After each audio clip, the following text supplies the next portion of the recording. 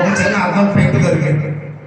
అద్దం పెయింట్ దొరికితే ఇదేంటి ఏదో కొత్తగా ఉందని చెప్పి తీసి చూశాడు. చూడగానే జనగా ప్రసాద్ మొహం, ఎవరు చూస్తే అల్లమోహం కనపడతాడు. అనుకోకుండా ప్రసాద్ మొహం కనిపించింది.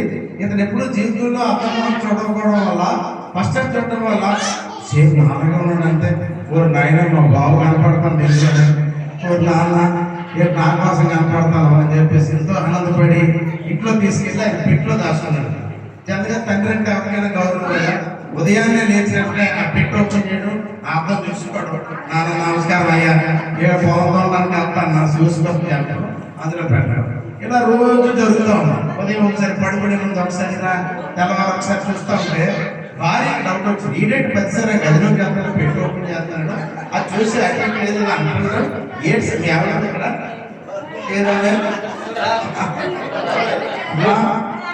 సరదా చెప్తున్నాడు, అర్థాలే చదువుతున్నాడు అనుకుంటున్నాను. సో సిరి అమ్మాయి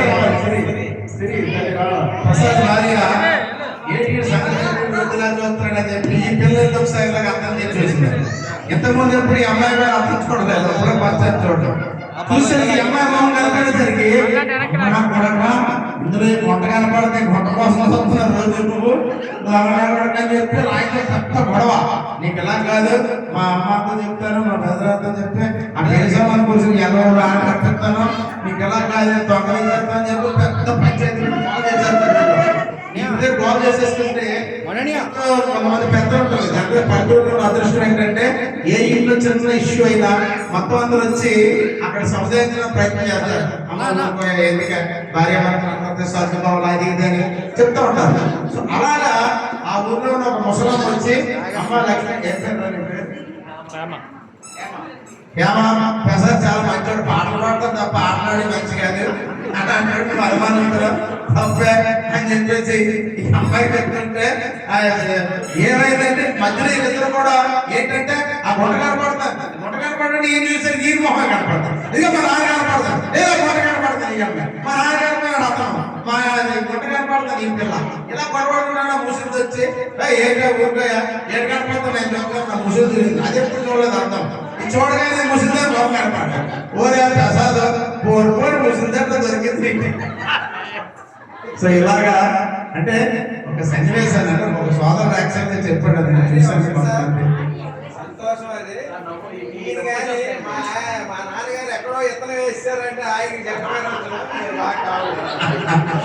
సో థ్యాంక్ యూ సరస్గా గుర్తొచ్చింది నేను చెప్పమంటే ఇమీడియట్ గా నన్ను వదిలేస్తే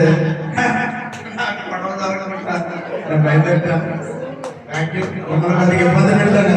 పాపం మా ఇంటి గారు కూడా ఎలా కావాలి సోదరులు వచ్చారంట.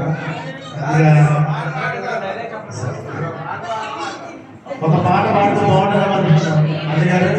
మీకు నచ్చిన పాట మీకు మూడు పాటలు పెట్టారు. సరోజ గారు పాడతారు, సరోజ గారు పాడతారు, ఈ ఆజ్ఞాచల సరోజ గారు, అమ్మాయి బాగా పాడతారు. ఒక పాట పల్లవి చదువుతాడు. మీకు నచ్చిన పాట పల్లవి చదువుతాడు, ఏదో పాట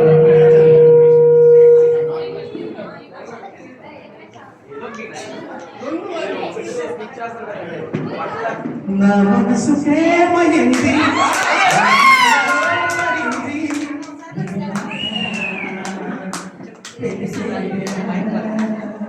నాకు ఎన్నో అనాలనుంది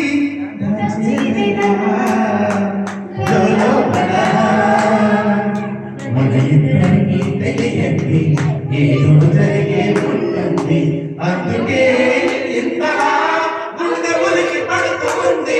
నా మనసుకేమైంది థ్యాంక్ యూ సో మచ్. చాలా హ్యాపీ.